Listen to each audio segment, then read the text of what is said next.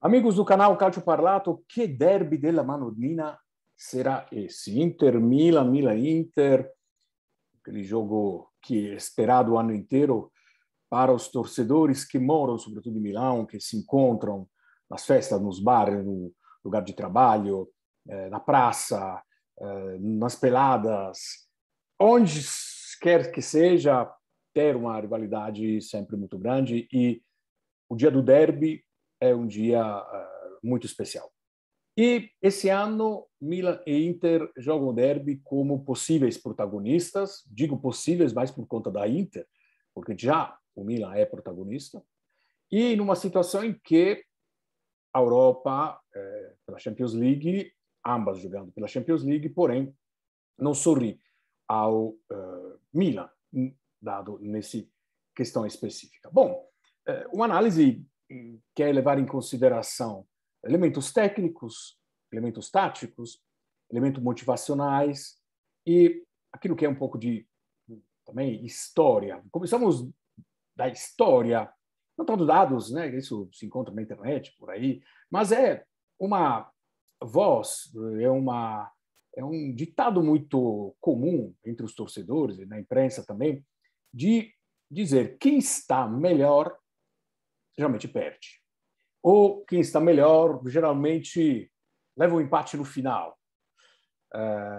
E é possível que isso aconteça, sim, mas aí estar pior em que sentido? Se a gente analisar a Champions League, a Inter está melhor, está com chances efetivas e concretas de poder passar para a fase de oitava de final. Ao contrário, o Milan está com chances perto do 1% para passar para a fase de mata-mata. Então, nesse caso, a gente diria que a Inter está melhor.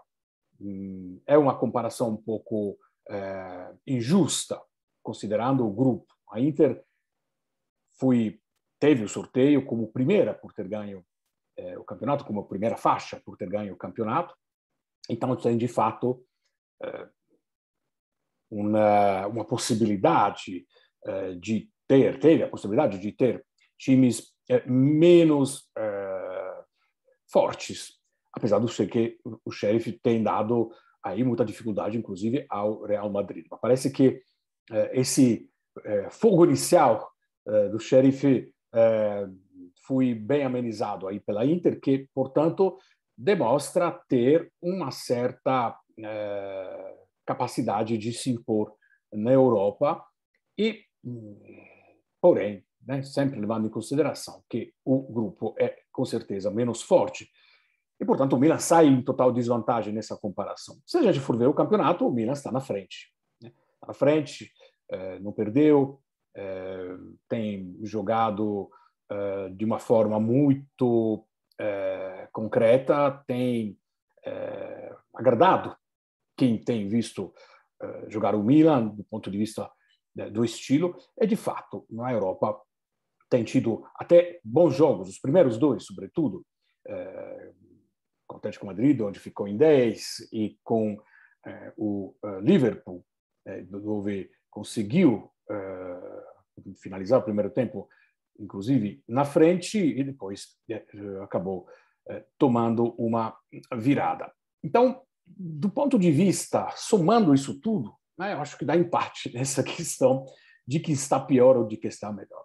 Se a gente for ver do ponto de vista dos valores individuais, considerando que o Milan só terá a ausência certa do Theo Hernandes, que, claro, é uma ausência importante, embora depois do Covid ele ainda não tenha conseguido voltar a ser aquele que foi bem no início do campeonato e também aquilo que foi na temporada passada. Mas recupera, claro, não tem o Maignan, né, pode fazer falta num jogo tão competitivo assim, tão sentido dessa forma, tão com uma história tão importante, mas o Tataruzano tem até agora surpreendido os mais céticos, nos quais eu me incluo, fazendo um bom trabalho. Então, talvez a única falta mesmo que será aquela do Theo Hernandes. Do lado da Inter, de fato, são mais escolhas técnicas, provavelmente o Darmian no lugar do Free, né? Aliás, O Frick tem jogado cada vez menos, e quando tem jogado não tem convencido muito. E na frente, Lautaro com o Dzeko, no meio, Brozovic, com ao lado Barella, e que tem, enfim, inclusive acabou de renovar o contrato, e o ex-Çalhanoğlu, que pode surpreender, né? Não tem vindo muito bem, mas pode surpreender um jogo contra seu ex-time.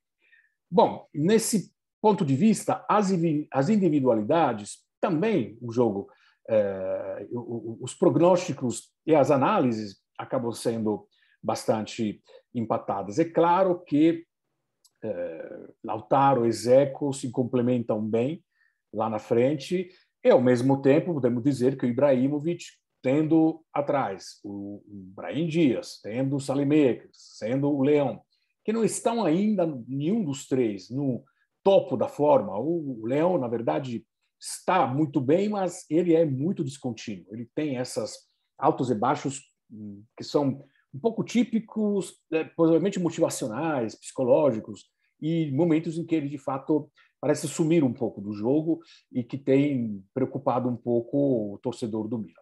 Mas, do ponto de vista do meio de campo, temos aí Kessie e Brozovic, que são dois jogadores que estão na mesma situação, na mesma posição de campo. Ambos não renovaram e têm contrato que vence agora em junho, final de temporada, ou seja, a partir de alguns meses poderiam já assinar um contrato com outro time. Tem Barella do lado, o Tonali do outro. Enfim, as laterais talvez possa ser onde se jogue a situação definitiva da partida. Ballo-Touré no lugar do Theo Hernandes, o Calabria, que tem feito bem, mas sofre em alguns momentos a velocidade, em alguns momentos não tem uma estrutura física que tem, por exemplo, um Perisic em altura e também o próprio Darmian.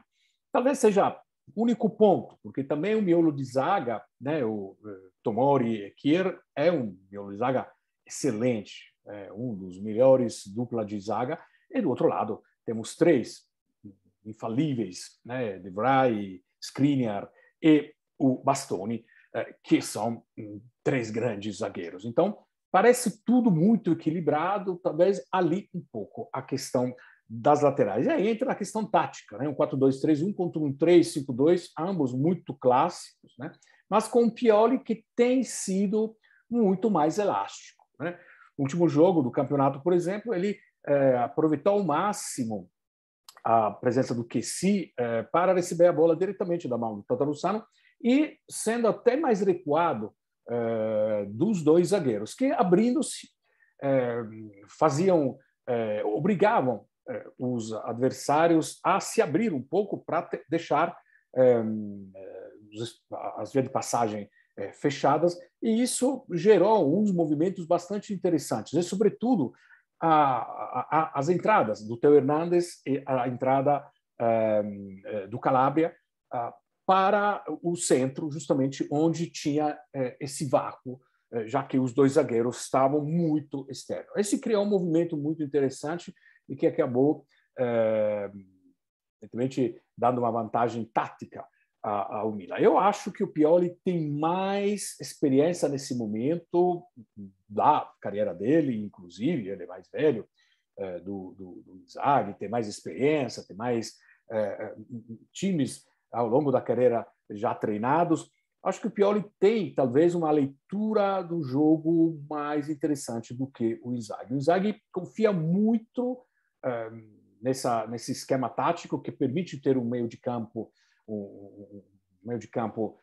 com superioridade numérica, mas, ao mesmo tempo, depende muito dos seus laterais, que precisam ser, de fato, totalmente pulmões de aço, como se diz, né?